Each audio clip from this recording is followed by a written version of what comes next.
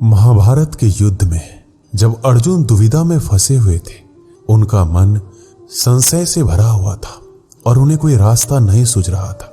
तब भगवान श्री कृष्ण ने उन्हें जीवन का ऐसा रास्ता दिखाया था जो पूरी दुनिया के लिए प्रेरणा का स्रोत बना। गीता के उपदेशों को सुनकर अर्जुन अपने लक्ष्य को पूरा करने की तरफ अग्रसर हुए। कहा जाता है कि गीता में जीवन की हर एक परेशानी का हल मिल जाता है।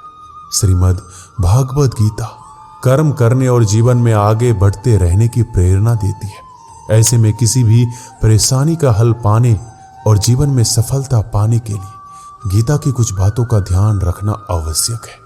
माना जाता है कि जो भी लोग गीता की इन बातों का जीवन में अनुसरण कर लेते हैं, वे हर काम में विजय हासिल कर सकते हैं। इंद्रियों और मन पर नियंत्रण।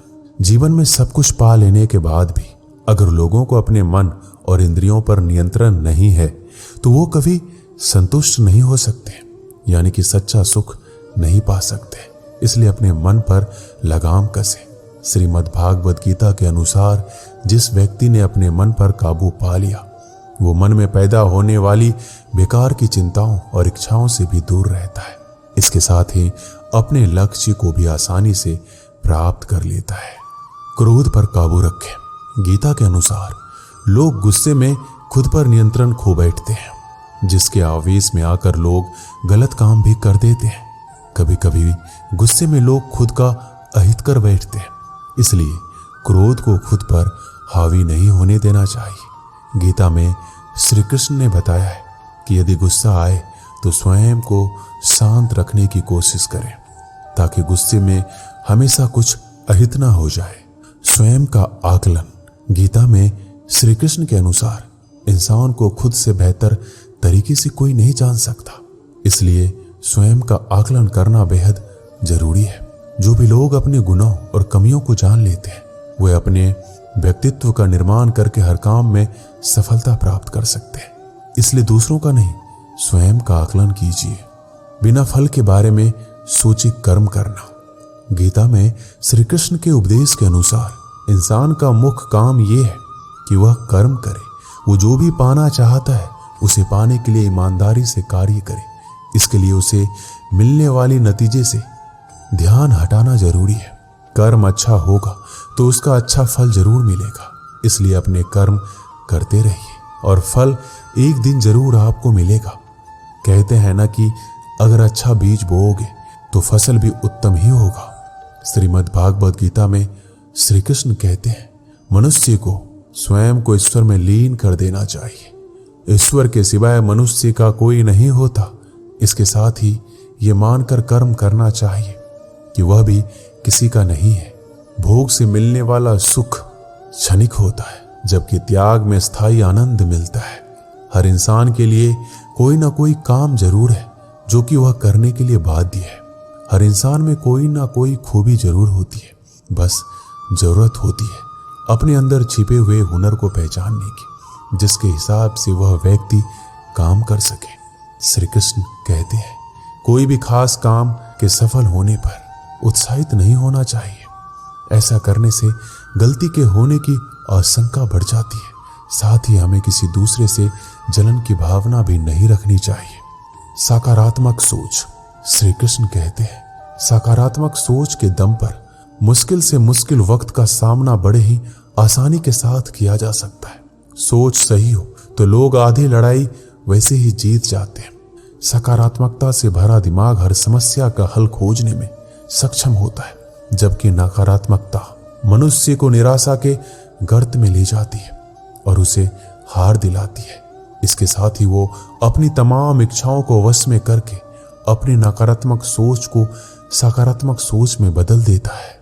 गीता में श्री कृष्ण ने यह बात कहा है कि जो लोग दूसरों की भलाई पर ध्यान नहीं देते और सिर्फ अपना मतलब साधने में लगे रहते हैं, उन लोगों का कभी भला नहीं होता। आपको बता दें कि इंसान का स्वार्थ उसे अन्य लोगों से दूर ले जाकर नकारात्मक हालातों की तरफ धकेलता है, जिसके चलते व्यक्ति अकेला रह जाता है।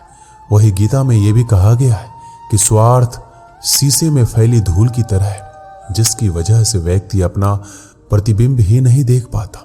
वहीं अगर आप चाहते हैं कि आप भी अपना जीवन खुशी पूर्वक व्यतीत करें, तो इसके लिए यह जरूरी है कि आप अपने स्वार्थ को कभी अपने पास नहीं आने दें। आपने अक्सर ये सुना होगा कि जिसका कोई नहीं होता उसका भगवान होता है। गीता में भी ये कहा गया है कि ईश्वर हमेशा मनुष्यों का साथ देता है। वहीं जब व्यक्ति इस प्रभावशाली सत्य को मान लेता है तो उसका जीवन पूरी तरह बदल जाता है। सृष्टि निर्माता ईश्वर ही है जो संपूर्ण जगत को चला रहा है। वही इंसान तो बस ईश्वर की हाथ की एक कठपुतली है। इसलिए इंसान को कभी अपने भविष्य या फिर अतीत की चिंता नहीं करनी चाहिए, क्योंकि हर विकट परिस्थिति में ईश्वर इंसान का साथ देता है और उसे मुश्किल से बाहर निकालता है। इसलिए हम सभी को ईश्वर पर भरोसा रखना चाहिए। श्री कृष्ण ने गीता में कहा है कि हर इंसान के द्वारा जन्म मरण के चक्र को जान लेना बेहद आवश्यक है, क्योंकि मनुष्य के जीवन का मात्र एक ही सत्य है, वो है मृत्यु। क्योंकि जिस इंसान ने इस दुनिया में जन्म लिया है उसे एक दिन इस संसार को छोड़कर जाना ही है, और यही इस दुनिया का अटल सत्य है। लेकिन इस बात से नकारा नहीं जा सकता कि हर इंसान अपनी मौत से भयभीत रहता है। अर्थात मनुष्य के जीवन की अटल सच्चाई से भयभीत होना इंसान की वर्तमान खुशियों को भी खराब कर देता है। इसलिए किसी भी तरह का डर नहीं होना चाहिए और वर्तमान में खुशी से जीना चाहिए। श्री कृष्ण कहते हैं, जब तक आप किसी लक्ष्य के लिए खुद को पूर्ण रूप से समर्पित नहीं करते, तब तक लक्ष्य प्राप्ति में संशय बना रहता है। परेशानियां जिंदगी में नहीं, हमारे मन में है।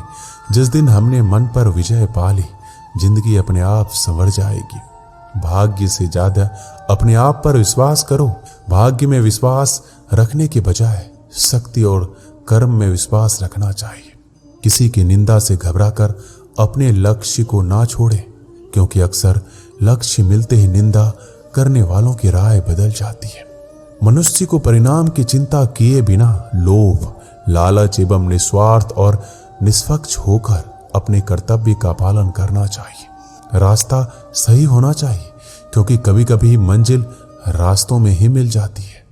आज की कड़वी सच्चाई ये है कि लोग पैसे वाले को महत्व देते हैं, चाहे सामने वाले व्यक्ति का चरित्र, इरादा और आदतें कैसी भी क्यों ना हो।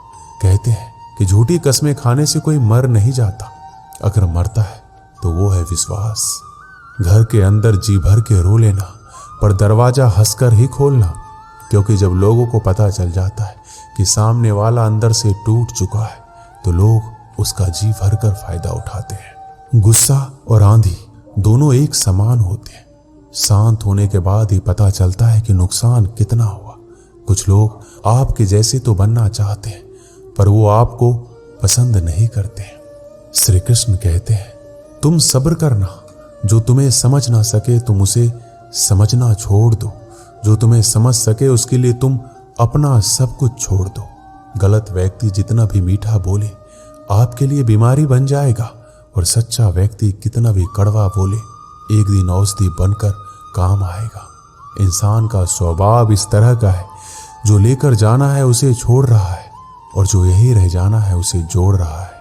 श्री कृष्ण कहते हैं, अपने मन की किताब ऐसे व्यक्ति के पास ही खोलना जो पढ़ने के बाद आपको समझ सके। कुछ लोग अपनी अकड़ की वजह से कीमती रिश्ते खो देते हैं, और कुछ लोग रिश्ते बचाते बचाते अपनी कद्र खो देते हैं। कभी कभी इंसान ना टूटता है ना बिखरता है, बस थक जाता है, कभी खुद से कभी किस्मत से। जो समझ ना सके उसके साथ समझौता ना करो, इससे अच्छा अकेले रहो। कम से कम सुकून इस बात का रहेगा कि कोई है ही नहीं तो समझेगा कौन। अकेले कमाते हो और पूरा घर खाता है तो घमंड मत करना। ऊपर वाले को धन्यवाद करना कि इस भले काम के लिए भगवान ने आपको चुना है। गलती हर इंसान से होती है, लेकिन गलती सुधारता वही इंसान है जो दिल से साफ होता है और रिश्तों को खोना नहीं चाहता। अक्सर हम उन्हीं लोगों के हाथों अपना मजाक बनवाते हैं जिन्हें हम कमजोर लम्हे में अपनी सारी सच्चाइयां सौंप देते हैं। कोई मेरा बुरा करे ये कर्म उसका है, मैं किसी का बुरा ना करूं ये धर्म है मेरा। देख लिया ये दुनिया भरोसे के लायक नहीं है। अच्छे के साथ अच्छा बने पर बुरे के साथ बुरा नहीं, क्योंकि हीरे से हीरा तो तरासा जा सकता है, लेकिन कीचड़ से कीचड़ साफ नहीं किया जा सकता। जीवन में जो लोग साथ रहकर छल करे, धोखा दे, चुगली करे, बातों को गलत तरीके से किसी के सामने रखे, उनका साथ छोड़ देना ही बेहतर होता है। कुछ लोग खाने के इतने शौकीन होते हैं कि वो दूसरों की खुशियां भी खा जाते हैं। श्री कृष्ण कहते हैं, रिश्ते में जब झूठ बोलने की शुरुआत हो तो समझ लो रिश्ते का अंत नजदीक है। कुछ लोग इतने घटिया किस्म के होते हैं कि उनके साथ आप बेशक कितना ही प्यार कर लो, वो कभी आपके नहीं होते। संबंध उसी आत्मा से जुड़ता है जिसका हमसे पिछले जन्मों का कोई रिश्ता होता है, वरना दुनिया के इस भीड़ में कौन किसको जानता है। जिन लोगों में शक या संदेह की आदत होती है, या फिर जो लोग जरूरत से ज्यादा शक करते हैं, ऐसे लोगों के लिए श्री कृष्ण ने गीता में कहा है, पूर्ण सत्य की खोज या फिर संदेह की आदत इंसान के दुख का कारण बनती है, क्योंकि शक करना एक ऐसी आदत है जो कि मजबूत से मजबूत रिश्ते को भी खोखला कर देती है।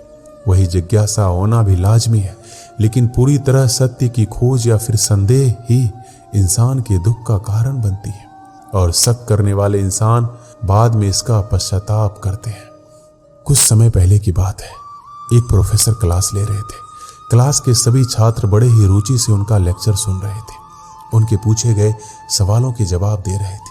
लेकिन उन छात्रों के बीच कक्षा में एक ऐसा छात्र भी था जो चुपचाप और गुमसुम बैठा हुआ था। प्रोफेसर ने पहले दिन उस छात्र को नोटिस कर लिया, लेकिन कुछ नहीं बोला। लेकिन जब 4-5 दिन ऐसा ही चला तो उन्होंने उस छात्र को क्लास के बाद अपने केबिन में बुलवाया और पूछा, तुम हर समय उदास रहते हो, क्लास में अकेले और चुपचाप बैठे रहते हो, लेक्चर पर भी ध्यान नहीं देते, क्या बात है, कुछ परेशानी है क्या? छात्र कुछ हिचकिचाते हुए बोला, सर मेरे अतीत में कुछ ऐसा हुआ है जिसकी वजह से मैं परेशान रहता हूँ, समझ नहीं आता क्या करूं। प्रोफेसर भले व्यक्ति थे, उन्होंने उस छात्र को शाम को अपने घर बुलाया। शाम को जब छात्र प्रोफेसर के घर पहुंचा तो प्रोफेसर ने उसे अंदर बुलाकर बिठाया और स्वयं किचन में चले गए और शिकंजी बनाने लगे। उन्होंने जानबूझकर शिकंजी में ज्यादा नमक डाल दिया। फिर किचन से बाहर आकर शिकंजी का गिलास छात्र को देकर कहा, ये लो शिकंजी पियो।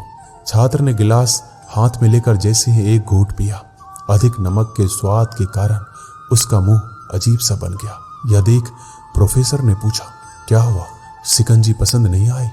नहीं सर, ऐसी बात नहीं है, बस शिकंजी में नमक थोड़ा ज्यादा है। छात्र बोला, अरे ये तो बेकार हो गया, लाओ गिलास मुझे दे दो, मैं इसे फेंक देता हूं। प्रोफेसर ने छात्र से गिलास लेने के लिए अपना हाथ आगे बढ़ाया, लेकिन छात्र ने मना करते हुए कहा, नहीं सर, बस नमक ही तो ज्यादा है, थोड़ी चीनी और मिलाएंगे तो स्वाद ठीक हो जाएगा। यह बात सुनकर प्रोफेसर गंभीर हो गए और बोला, सही कहा तुमने, अब इसे समझ भी जाओ, यह शिकंजी तुम्हारी जिंदगी है, इसमें घुला अधिक नमक तुम्हारे अतीत के बुरे अनुभव है। जैसे नमक को शिकंजी से बाहर नहीं निकाल सकते, वैसे ही उन बुरे अनुभवों को भी जीवन से अलग नहीं कर सकते। वो बुरे अनुभव भी जीवन का हिस्सा ही है, लेकिन जिस तरह हम चीनी घोलकर शिकंजी का स्वाद बदल सकते हैं, वैसे ही बुरे अनुभवों को भूलने के लिए जीवन में मिठास तो घोलनी पड़ेगी ना। इसलिए मैं चाहता हूं कि तुम अब अपने जीवन में मिठास घोलो। प्रोफेसर की बात छात्र समझ गया और उसने निश्चय किया कि वह बीती बातों से परेशान